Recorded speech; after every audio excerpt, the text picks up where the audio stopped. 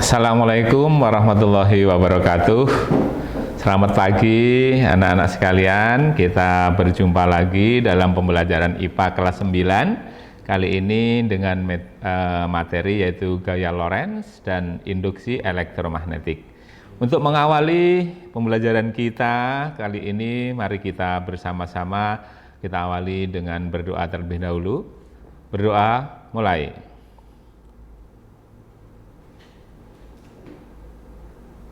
Selesai. Oke, anak-anak sekalian, sesuai dengan materi kita, ini adalah merupakan kelanjutan dari bagian kemagnetan. Kalau kemarin kita adalah membahas tentang sifat-sifat magnet, termasuk juga medan magnet. Nah, kali ini kita akan membahas tentang gaya Lorentz dan induksi elektromagnetik. Untuk KI dan KD-nya tetap sama, langsung kita ke tujuan pembelajaran. Yang pertama, nanti setelah menyaksikan video ini, kalian diharapkan dapat menentukan faktor-faktor yang mempengaruhi besarnya gaya Lorentz. Kemudian kalian dapat menyebutkan pengertian induksi elektromagnetik, kemudian dapat menentukan faktor-faktor yang mempengaruhi besarnya induksi elektromagnetik. Kemudian setelah itu kita akan bahas juga tentang transformator. Ya, kalian nanti harus bisa menentukan jenis-jenis dari transformator, dan juga dalam transformator nanti ada penghitungan yang kalian dapat menentukan salah satu besaran pada transformator jika besaran lain diketahui. Itu tujuan pembelajaran kita pada kesempatan kali ini. Kita lanjutkan berikutnya. Next, ya. Pada layar kita itu ada tampilan, di sana ada ya catu daya, itu adalah sumber arus listrik. Itu bisa menggunakan arus listrik menggunakan adaptor, itu juga bisa, atau bisa juga menggunakan batu baterai atau sumber arus yang lainnya. Nah, kemudian ada sebuah kompas di situ. Nah, apa yang terjadi pada jarum kompas ketika listrik dialirkan, kemudian kawat penghantar tadi didekatkan dengan ke kompas tersebut? Apa yang terjadi kira-kira? Ya, jarum kompas akan mengalami penyimpangan. Dia tidak tidak pada semulanya, ya, posisinya tidak terletak pada semula, tapi ketika didekatkan arus dia akan bergoyang atau akan bergerak, ya. Karena apa? Karena ternyata di sekitar kawat berarus itu ada medan magnet. Nah, medan magnet tadi yang sebenarnya mempengaruhi gerak dari jarum kompas tadi, ya. Nah, ketika dibalik arah arus listriknya, ini ternyata arah gerak kompasnya juga berubah. Yang tadinya ke kanan bisa ke kiri. Nah, bagaimana kita menentukan arah medan magnet yang berada di sekitar arus listrik? Ini kita lihat pada gambar berikutnya. Iya. Ya. Untuk menentukan arah medan magnet di sekitar kawat berarus, itu kita bisa menggunakan tangan kanan kita, ya. Tangan kanan ini, ya, kaidah tangan kanan yang kita pakai. Ya, biasanya kalian kan suka oke, gitu, ya, sip gitu kalau memberi acungan jempol pada emoticonnya, ya. Nah ini. Nah, ini adalah arah dari arus listrik ini dengan ibu jari kita, itu menunjukkan arah arus. Nah, kemudian arah melingkar dari jari kita ini adalah menunjukkan arah dari medan magnet. Yang kita lihat misalnya ketika arah arus ke atas, nah, maka medan magnetnya akan berputar ini berlawanan dengan arah jarum jam, ya, atau berputar ke arah kiri, ya. Nah, kemudian kalau kita balik, nah, ya, kita balik arahnya ke bawah, maka arah putaran dari medan magnet ini juga akan berbalik arah, ya, itu. Makanya ketika jarum kompas tadi didekatkan ke kawat berarus, itu akan terjadi penyimpangan karena medan magnet yang terjadi di sekitar kawat berarus dengan magnet yang ada pada jarum kompas ini akan terjadi interaksi. Di situ akan terjadi, kalau berlawanan itu akan tertarik, kalau dia sama kutubnya maka akan terjadi tolak menolak, ya, seperti yang sudah kita pelajari kemarin. Kita lanjutkan berikutnya, ya. Nah, sehingga ketika jarum kompas tadi tertolak, berarti di situ ada gaya. Nah, gaya yang ditimbulkan jika kawat berarus berada pada medan magnet yang menyebabkan nanti magnet pada jarum kompas itu bergerak, itu adalah gaya yang kita sebut sebagai gaya Lorentz. Ya, karena ilmuwan yang menemukannya adalah Lorentz, kalian bisa nanti membaca di buku. Ya. Nah, kembali ke arahnya. Jadi untuk menentukan arah gaya Lorentz, ya, ini sama dengan medan magnet tadi, kita menggunakan kaidah tangan kanan kita. Ya, bisa kita seperti gini ya, seperti ada pada gambar tadi. I, ini ibu jari kita menunjukkan arah arus. Kemudian B, ini yang ditunjukkan dengan telunjuk, ini adalah menunjukkan arah medan magnet. Dan kemudian pada jari tengah, ini F, ini adalah gaya Lorentz. Jadi kalau kita lihat misalnya kita menggunakan tangan kita, kalau kita lihat misalnya I ini ke atas, ya, jika arus listrik menuju ke atas, kemudian medan magnet ini menjauhi kita, kemana arah gaya Lorentz?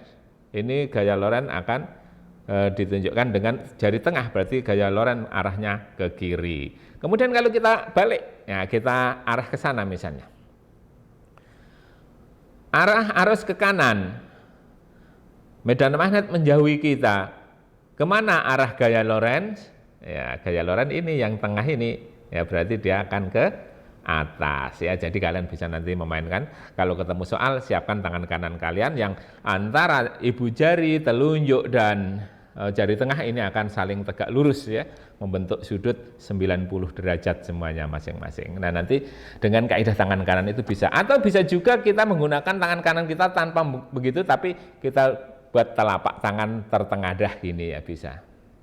Ya, I ini adalah menunjukkan arah arus, arah jari kita yang keempat ini adalah arah medan magnet, dan telapak tangan kita ini menunjukkan arah dari gaya Lorentz. Bisa gini ya, bisa gini, terserah kita nanti ya. Oke, itu ya. Jadi tangan kanan kita ini kita gunakan untuk sebagai kaidah atau ketentuan atau aturan dalam menentukan arah dari arus, medan magnet dan gaya Lorentz ya.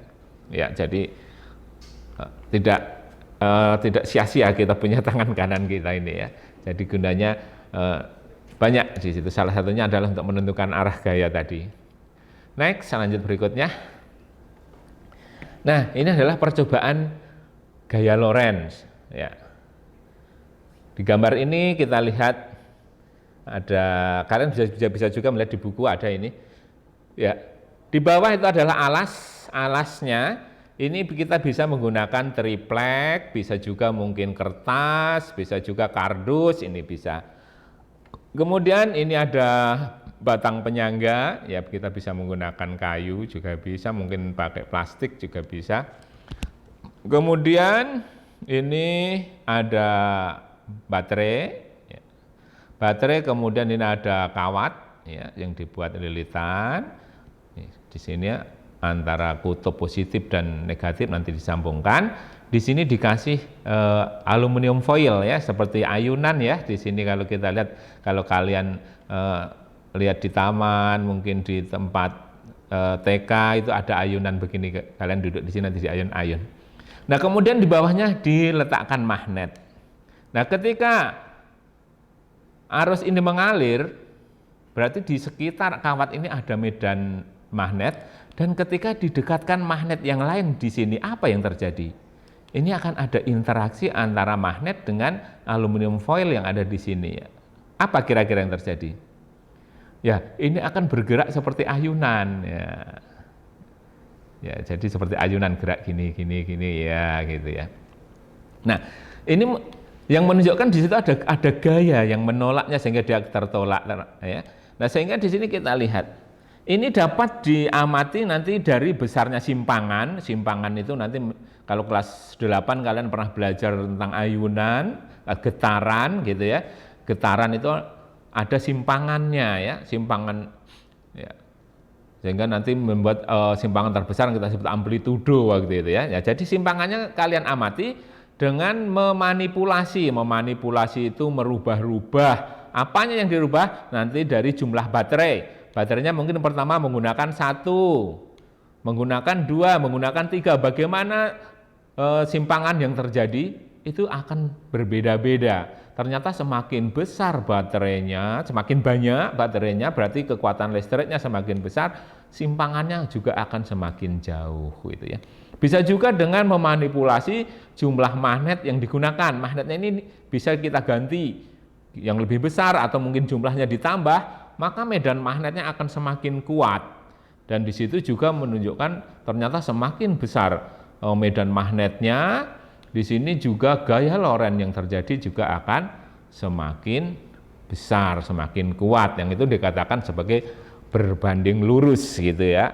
Oke, sehingga dari hasil percobaan ini kita dapat menentukan atau membuat rumusan hubungan antara kuat arus, medan magnet dan juga panjang kawat penghantar yang dapat kita lihat pada slide yang berikutnya.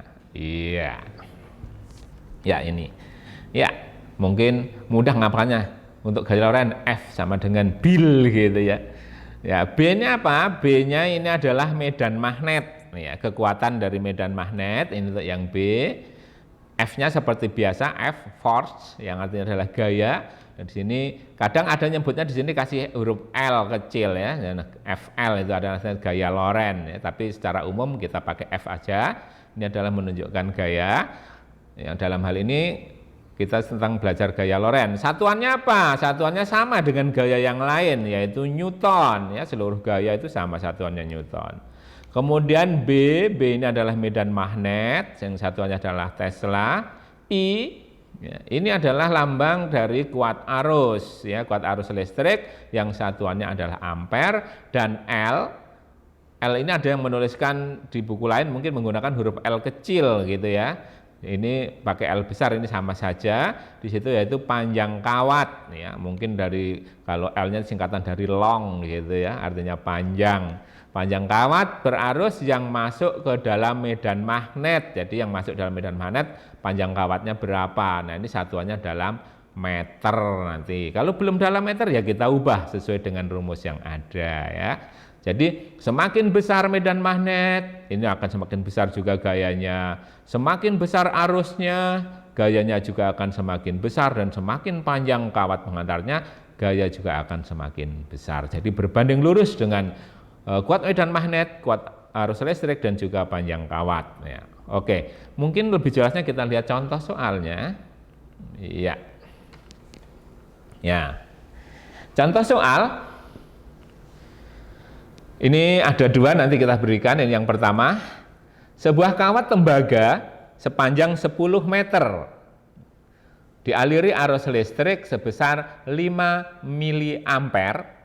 Jika kawat tembaga tersebut tegak lurus berada dalam medan magnet sebesar 8 Tesla, berapakah gaya Lorentz yang ditimbulkan? Ya, seperti biasa kita kalau menyelesaikan suatu soal dalam IPA biasanya kita lihat dulu dalam soal tadi yang diketahui apa di sini. Diketahui ya. Dalam soal kita tadi pertama adalah panjang kawat, berarti L. L-nya 10, kebetulan satuannya sudah meter, jadi langsung tulis 10 meter. Dialiri arus listrik sebesar 5 miliampere. Arus listrik I 5 miliampere. Nah, ini kalau dalam rumus tadi satuannya harus ampere, sehingga dari 5 miliampere kita jadikan ampere. Itu kalau dibuat anak tangga itu turun 3 tingkatan dari ampere, sentiampere, miliampere, sehingga setiap turun ini ya nolnya ya, naik dari mili ke ampere ya. Setiap naik ini dikalikan dengan 0,1 sehingga nanti 3 kali jadi 0,005 ya, dari 0,1 kali 5 kali 0,1 lagi kali 0,1 lagi, akhirnya dapatkan 0,005. Atau ada juga menulisnya 5 kali 10 pangkat min 3 ampere, boleh. Kemudian kuat medan magnetnya adalah 8 Tesla. Ya, yang ditanyakan adalah gaya Lorentz tadi. Ditanyakan berapakah gaya Lorentz yang timbul? Gaya Lorentz-nya adalah F lambangnya. Nah, untuk jawabnya kita tulis dulu rumusnya. F sama dengan BIL ya, B kali I kali L. 8 Tesla kali 0,005 ampere kali 10 meter. Ya, kita kalikan. Ya, ini 8 kali 0,05 kita dapatkan 0,04 ya, 0,04 kemudian dikalikan dengan 10 jadinya 0,4 Newton ya, kita dapatkan. Jadi gaya Lorentz yang timbul adalah sebesar 0,4 Newton. Bingung Pak, ngalikan pakai 0,0, kalikan angkanya aja, boleh di sini. 8 kali 5, 8 kali 5 40. 40 kalikan 10 jadi 400. Nah, baru dihitung komanya, di belakang koma ada berapa nih? 1, 2, 3. Ya. Berarti dari 400 terus diilangi dari belakang nolnya. 1, 2, 3, ternyata sampai di depan angka 4. Jadi 0,4 Newton kita dapatkan. Oke. Kita lanjut pada contoh soal yang kedua. Ya. Masih tentang gaya Lorentz. Jika gaya Lorentz yang ditimbulkan oleh kawat tembaga sepanjang 2 meter dan dialiri arus listrik sebesar 2 mA adalah 12 Newton, maka berapakah besar medan magnet yang melingkupi kawat tembaga tersebut? Nah, di sini kita melihat di sini dari soal ini yang diketahui adalah panjang kawat 2 meter, L sama dengan 2 meter, arusnya 2 mA seperti tadi, jadikan 0,02 ampere atau 2 kali 10 pangkat min 3. Dan gaya Lorentz ini, jika gaya Lorentz yang ditimbulkan ini adalah 12 Newton, F-nya yang diketahui 12 Newton. Yang ditanyakan adalah medan magnetnya atau B-nya. Rumusnya yang mana? Sama rumusnya yang tadi ini ya. B sama dengan F sama dengan B kali I kali L. Nah, sekarang karena B yang ditanyakan, maka I kali L-nya ini kita pindahkan ke sini. Sehingga B sama dengan, ini F-nya kan tetap di sini. Yang I kali L, ini tadinya untuk mengalihkan B karena pindah ruas ke sini, ya, maka dia dari perkalian akan berubah jadi pembagian. Ya. Jadi B sama dengan F per I kali L. F-nya 12 Newton. Ya, I-nya di sini tadi 2 kali 10 pangkat min 3, kemudian kalikan 2 ya. 12. Ini 2 kali 2 4 ya. 4 kali 10 pangkat min 3, 12 dibagi 4 itu adalah 3 ya. Jadi dapatkan 3 per 10 pangkat min 3. Nah, karena 10 pangkat min 3 ini berada di bawah, nah sehingga kalau kita tuliskan pangkatnya menjadi positif, ya, kita naikkan sini jadi 3 kali 10 pangkat 3 Tesla. Ya, ini jadi besarnya medan magnet yang melingkupi kawat tembaga tersebut adalah sebesar 3 kali 10 pangkat 3 Tesla. Ya, tadinya 10 pangkat min 3 berada di bawah, karena kita naikkan maka akan menjadi 10 pangkat 3, pangkatnya akan berubah jadi positif ya. Tadi sebagai pembaginya. Oke ya. Bagaimana kalau yang ditanya I-nya atau L-nya sama seperti ini. Jadi kalau ditanya I-nya berarti F sama dengan B kali ditanya I-nya, I sama dengan F dibagi B kali L. Kalau ditanya L-nya berarti L sama dengan F dibagi I kali ditanya L-nya berarti F dibagi B per kali I ya. Jadi situ ya. Jadi tinggal kita melihat ininya ya, apa yang ditanyakan. Kemudian kita pindahkan yang lainnya ya, karena perkalian maka akan menjadi pembagian. Ya, nanti kalian bisa mencoba soalnya yang ada di buku paket itu ada ya. Ya, nanti akan jika mengalami kesulitan boleh nanti ditanyakan melalui WA saya. Oke, next berikutnya kita akan lihat beberapa alat yang menggunakan prinsip gaya Lorentz. Ya, kalian tahu motor listrik. Ya, motor listrik itu sekarang ada yang motor yang tanpa bahan bakar itu menggunakan listrik ya. Banyak mungkin itu biasanya ibu-ibu yang memakai atau anak-anak ya. Nah, tapi di sini bukan itu maksudnya, itu adalah salah satu contohnya juga. Ini alat yang digunakan untuk mengubah energi listrik menjadi energi gerak. Ya, salah satunya contohnya tadi adalah motor yang pakai aki gitu ya, dicas dulu. Nah, ini di sini juga kita lihat di alat-alat ini yang menggunakan contohnya adalah ada kipas angin, ini ada blender, ada mixer, ada apa ini? Mesin cuci.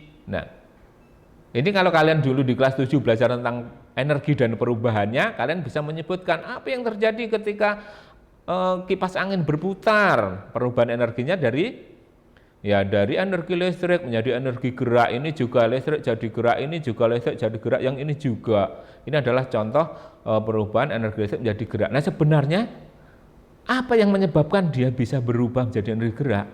Nah, kalau kita lihat, kita bongkar di dalamnya sini, ini ternyata di dalamnya ada magnet, ada kumparan gitu ya. Ya, sehingga ketika dialiri arus listrik, ya, maka di situ akan terjadi gaya Lorentz. Nah, gaya Lorentz tadi yang menyebabkan motor listrik tadi bergerak, berputar, ya. Jadi gaya listrik tadi bisa berubah jadi energi gerak, ya, energi listrik jadi energi gerak. Nah, ini sehingga bisa menggerakkan kipas angin yang tadinya panas, mungkin kita jadi lebih sejuk. Dapat juga ibu-ibu ini mau buat kue, buat jus, yang nyuci, itu dengan memanfaatkan gaya Lorentz gitu ya. Dan masih banyak alat yang lain lagi, kalian bisa menyebutkan contoh yang lain lagi ya. Mungkin apa contohnya? Ya, mungkin kalian bisa melihat ada molen itu yang untuk buat adonan pada tukang batu ya, mau ngecor gitu. Nah, itu kan ini kan jadi listrik tadi ya, jadi energi gerak nantinya kan. Dan bisa juga dengan yang lainnya. Lanjut berikutnya, ya, yaitu tentang induksi elektromagnetik. Ya. Ya, induksi elektromagnetik ada juga yang menyebutnya sebagai GGL induksi. Ya, GGL itu gaya gerak listrik. Apa sebenarnya yang terjadi pada induksi elektromagnetik? Ya, induksi elektromagnetik adalah merupakan peristiwa timbulnya listrik akibat adanya perubahan fluks magnetik. Apa sih fluks magnetik? Fluks magnetik itu adalah banyaknya garis gaya magnet yang menembus suatu bidang, itu fluks magnetik namanya ya. Itu bisa berubah-ubah jumlahnya. Nah, kalau perubahan jumlah tadi bisa menimbulkan adanya arus listrik. Kalian dapat mengamatinya mungkin menggunakan voltmeter, bisa juga dengan ampermeter, ini seperti pada gambar ini ya. Pada gambar ini adalah alat pengukurnya, ini adalah A, ini berarti adalah ampermeter yang dipakai. Kemudian dihubungkan dengan ini adalah kumparan. Kumparan itu lilitan dari kawat mengantar. Ya, kemudian ini yang dipegang ini adalah magnet. Nah, apa yang dilakukan orang ini? Ini bisa dilakukan begini. Untuk perubahan fluks magnetik dapat dilakukan dengan cara menggerakkan magnet di dalam kumparan. Ya, jadi magnet ini digerakkan keluar masuk gitu juga bisa ya. Ya, ini digerakkan begini, maka di sini akan terjadi arus listrik. Ya, jadi dengan perubahan jumlah garis gaya magnet pada kumparan ini, dia akan menimbulkan arus listrik. Nah, arus listrik tadi yang kita kenal sebagai induksi elektromagnetik. Ya. Nah, selain dengan menggerakkan magnet, ini juga bisa dengan menggerakkan kumparannya di sekitar magnet. Jadi bisa kumparan yang digerakkan, kumparan gerakkan di sekitar medan magnet juga akan bisa menimbulkan arus listrik atau GGL induksi tadi. Ya. Jadi yang penting ada perubahan jumlah garis gaya magnet di sekitar kumparan ini. Bisa dengan menggerakkan magnetnya, bisa juga dengan menggerakkan kumparannya. Ya. Nah, sekarang kita lanjut berikutnya. Nah, dari percobaan tadi, ini kalau kita menggerakkannya antara cepat dan lambat, ternyata kuat arusnya ini yang ditimbulkan berbeda. Ya, kita menggerakkan dengan kuat dan lambat. Ya. Jadi karena kita tidak bisa praktek langsung, ya nanti kalau kita mentatap muka kita coba, kita digerakkan pelan, maka di situ arusnya kecil. Ketika cepat itu arusnya besar. Kalian dapat membuktikannya pada ini, kita lihat ini. Contohnya ini adalah dinamo sepeda, ya. Dinamo sepeda di sini ini adalah kumparan, ya, lilitan kawat pengantar. Yang ini adalah magnet. Ya, di dalamnya itu ada magnetnya, ya, atau besi berani, ya. Nah, ketika dia dijeglekkan ke sini, nempel ke ban, dia akan berputar. Maka magnetnya berputar. Magnet berputar di sekitar kumparan, di wilayah kumparan ini, maka akan terjadi perubahan garis gaya magnet. Kemudian di sini nanti dialirkan pakai kabel ke lampu. Apa yang terjadi pada lampu? Lampunya menyala, berarti ada listriknya. Nah, itu listrik tadi termasuk induksi elektromagnetik. Bagaimana terang lampunya ini kalau orangnya ngebut, ya orangnya ngebut, lampunya akan lebih terang. Tapi kalau dia genjotnya pelan-pelan, putaran rodanya juga pelan, lampunya jadi redup. Nah, itu menunjukkan bahwa induksi elektromagnetik atau besarnya gegel induksi itu bisa berubah karena pengaruh kecepatan. Ya, jadi kecepatan gerak dari magnet tadi atau gerak dari kumparan tadi itu mempengaruhi besarnya induksi elektromagnetik. Semakin cepat geraknya, itu arusnya akan semakin besar. Ya. Kemudian jumlah lilitan pada kumparan. Nah, ini pada kumparannya ini jumlah lilitan juga mempengaruhi. Semakin banyak jumlah lilitannya, berarti kawat pengantarnya semakin panjang. Seperti kalau tadi, kalau semakin panjang gaya lorennya akan semakin besar. Demikian juga kalau lilitannya semakin banyak, maka di sini GGL induksi atau induksi elektromagnetiknya juga akan semakin kuat, semakin besar. Ya. Kemudian yang berikutnya yaitu kekuatan medan magnet. Ya, kekuatan medan magnet yang digunakan. Kalau magnet yang digunakan itu kecil atau kekuatan medannya lemah, maka listrik yang ditimbulkan juga itu kecil. Tapi kalau kita menggunakan magnet yang lebih besar, itu kan medan magnetnya kuat, maka GGL induksi atau induksi elektromagnetiknya juga akan semakin besar. Jadi tiga hal ini yang akan mempengaruhinya. Pertama adalah kecepatan gerak, kemudian jumlah lilitan pada kumparan dan juga kekuatan medan magnetnya. Ya, ada juga mungkin yang menambahkan di situ dari jenis kawat penghantar yang digunakan itu juga bisa. Ini contohnya misalnya adalah tadi dinamo sepeda. Contoh lain di sini adalah generator. Ini adalah gambar dari generator, ya. Ini generator AC, ini generator DC. Bedanya apa? Kalau AC atau di situ harus bolak-balik, ini cincinnya, ini ada cincin ganda, ya. Sini, ya. Kemudian kalau generator DC atau arus arah, di sini cincinnya menggunakan cincin belah. Ya, di sini terjadinya ini adalah magnet. Kemudian ini kan berputar. Nah, ini kumparannya yang berputar, ya, bukan magnetnya. Ya, sehingga nanti akan timbul listrik, ya.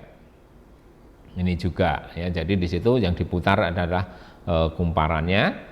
Jadi kumparan berputar di sekitar magnet ini juga bisa menimbulkan GGL induksi, atau magnet yang berputar di dekat kumparan itu juga bisa menimbulkan GGL induksi. Ya, itu contohnya, ya. Jadi contohnya ada dinamo, ada generator, itu adalah contoh dari penggunaan dari induksi elektromagnetik, ya. Mungkin kalian bisa nanti melihat contoh yang lainnya, ya. Bisa juga kalian mungkin nanti membuat pembangkit listrik dengan ini kan kalau kita lihat ya, dengan tenaga air bisa. Nanti yang digunakan untuk mutar kumparannya itu kalau PLTA, pembangkit listrik tenaga air, itu adalah tenaga dari air tadi untuk mutar kumparan, ya. Sehingga kumparan berputar, di sini ada magnet, timbul nanti arus listrik, ya.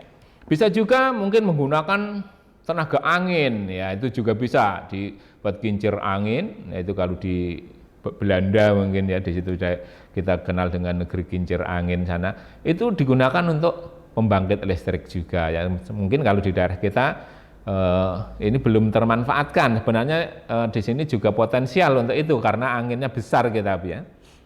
Oke, untuk lanjut berikutnya yaitu transformator, ya. Atau bahasa kita sehari-hari kita menyebutnya singkatnya saja yaitu trafo, ya. Nah, di mana kalian bisa menemukan trafo?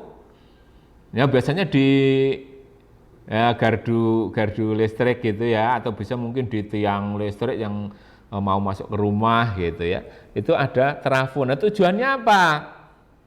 Ya kalau kita lihat tegangan dari kabel listrik yang besar itu kan tinggi ya, tegangan tinggi. Apalagi itu yang di tengah sawah itu yang kita kenal dengan sutet gitu ya, dengan tegangan tinggi itu kalau misalnya langsung masuk rumah kan berbahaya.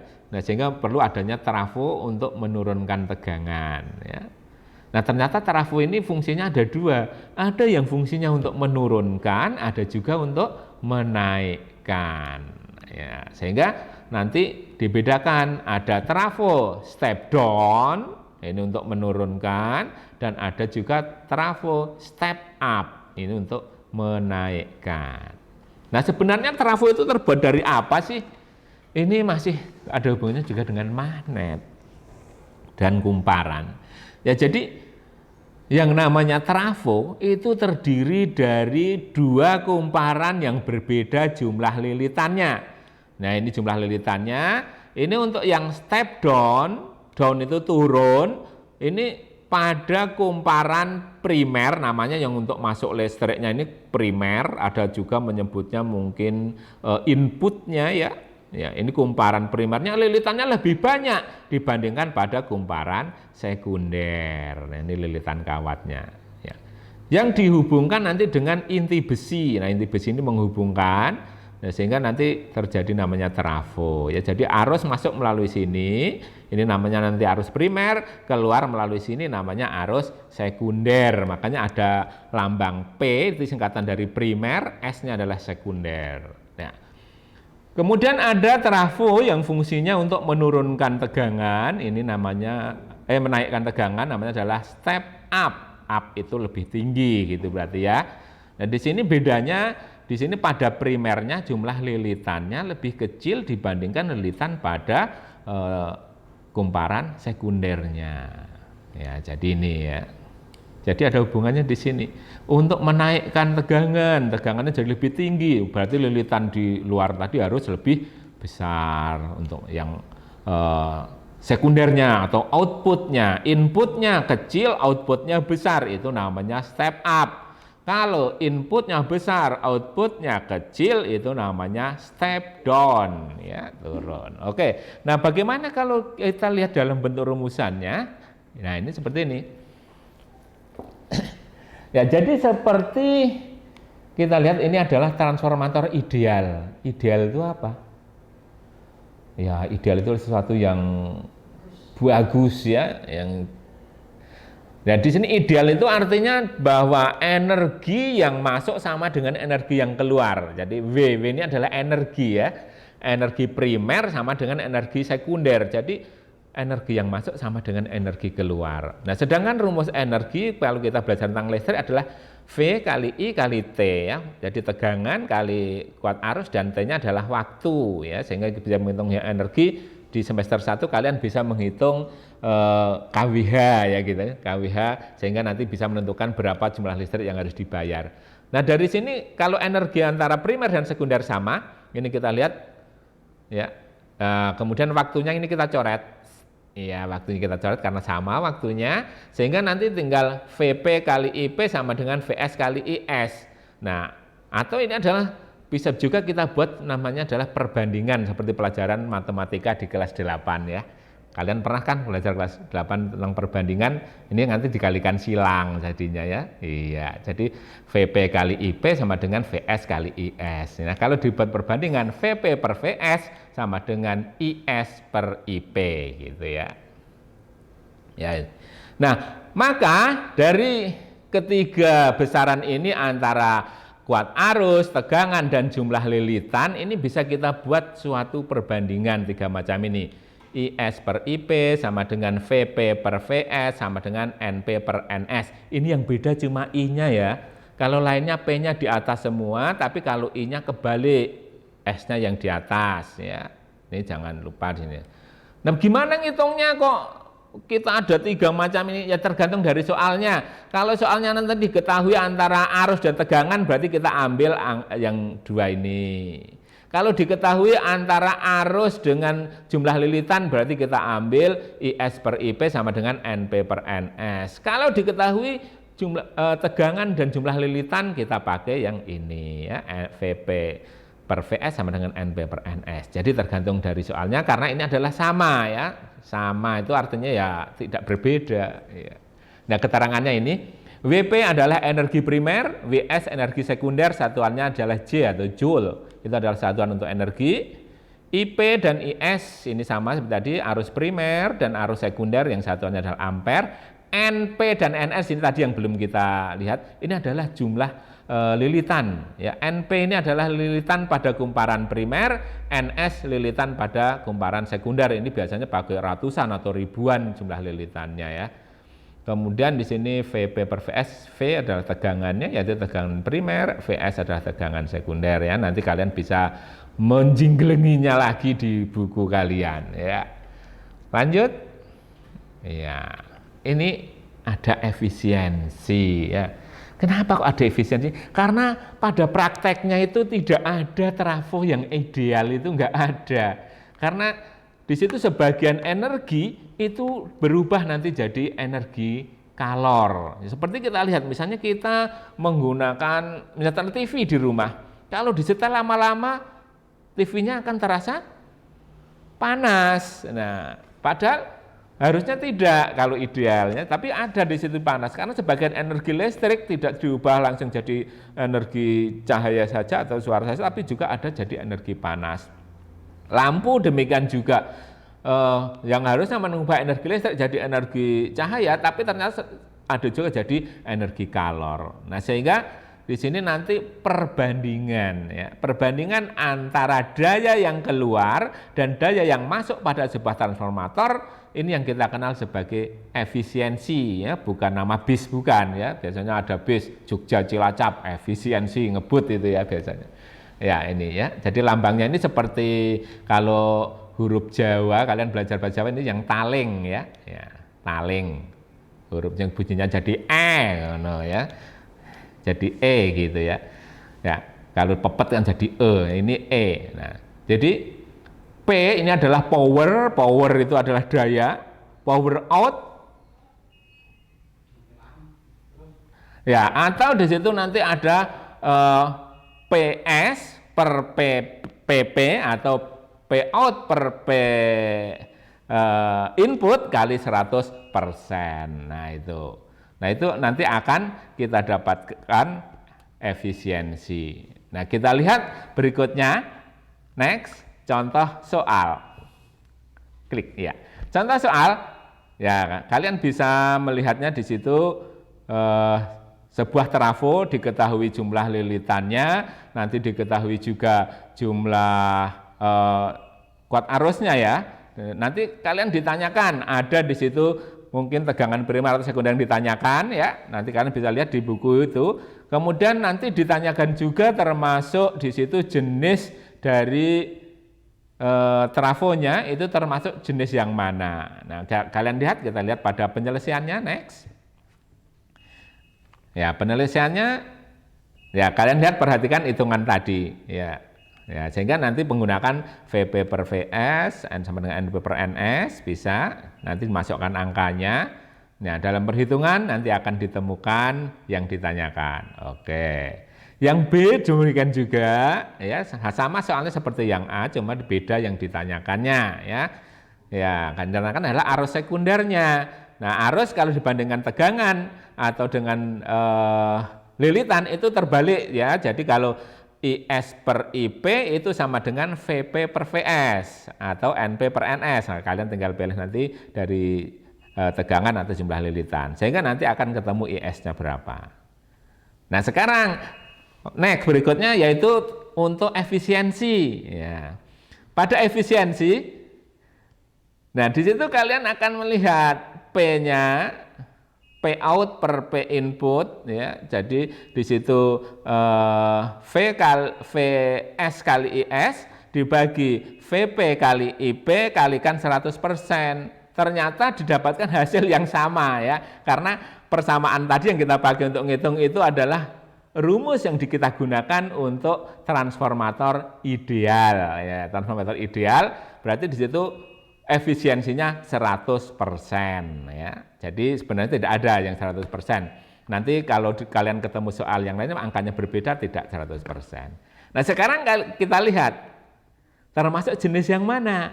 Ya, kalian bisa melihat dari jumlah lilitan atau bisa juga dari tegangan yang dihasilkan. Kalau tegangan primernya lebih besar dibandingkan tegangan sekunder, berarti di situ adalah trafonya adalah step down. Kalau tegangan primer lebih kecil dibandingkan tegangan sekundernya, berarti trafonya adalah step up. Ya, silahkan kalian bisa menyimpulkan sendiri. Oke, anak-anak sekalian, alhamdulillah pertemuan kita pada kali ini sudah selesai membahas tentang gaya Lorentz, tentang induksi elektromagnetik dan transformator yang kita sudah sampai pada contoh soalnya, dan juga kita sudah bisa menghitung efisiensinya. Nah, nanti kita akan berlatih, mungkin kalian bisa membuka di buku kalian, ada latihan soal kalian coba, nanti pada minggu depan kita akan mengerjakan beberapa latihan soal tentang kemagnetan dan juga yang pertemuan kita hari ini yang kita anggap sebagai pH1. Ingat ya, pH1 kalian harus mengerjakannya karena itu nanti akan jadi bahan pertimbangan ya dalam menghitung nilai rapot. Oke, semoga bermanfaat apa yang kita pelajari pada kesempatan pagi ini. Mari kita tutup pertemuan kita dengan membaca hamdalah bersama. Alhamdulillahirabbil alamin. Sekian, assalamualaikum warahmatullahi wabarakatuh.